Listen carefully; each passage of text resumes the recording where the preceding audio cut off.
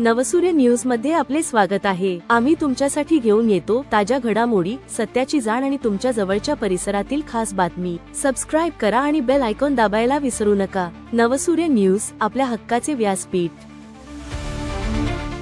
नवसूर्य news मध्ये आपले स्वागत आहे।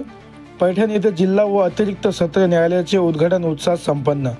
पैठण येथे औरंगाबाद येथील जिल्हा व अतिरिक्त सत्र न्यायालयाचे उद्घाटन उच्च न्यायालय मुंबई न्यायमूर्ती रवींद्र विठ्ठलराव घुगे यांच्या शुभ हस्ते संपन्न झाले।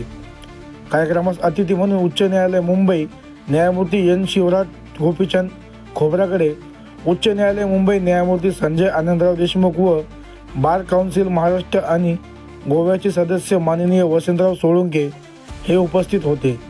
प्रमुख जिल्हा व सत्र न्यायाधीश औरंगाबाद श्रीमती विभा प्रभाकरराव इंगळे यांच्या अध्यक्षतेखाली पैठण येथे दिनांक 16 मार्च रविवार रोजी सकाळी 10 वाजता दिवाणी व फौजदारी न्यायालय परिसर पैठण, तालुका पैठण, जिल्हा औरंगाबाद येथे संपन्न झाला।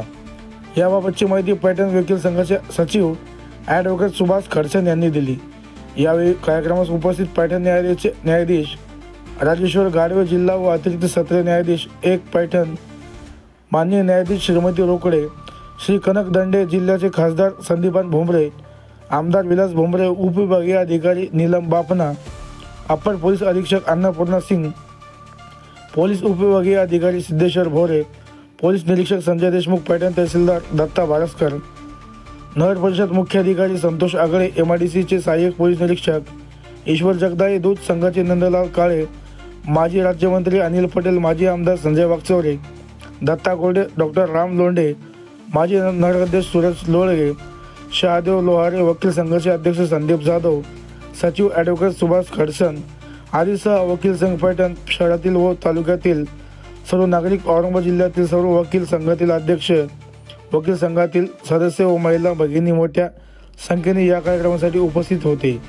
नवसूर्य नेटवर्कसाठी पैठण। नवनवीन ताज्या बातम्यांसाठी सबस्क्राइब करा, व्हिडिओला लाईक करा, शेअर करा आणि आपल्या प्रतिक्रिया कमेंट बॉक्स मध्ये नक्की द्या। पुन्हा भेटूया लवकरच। नवसूर्य न्यूज, आपल्या हक्काचे व्यासपीठ।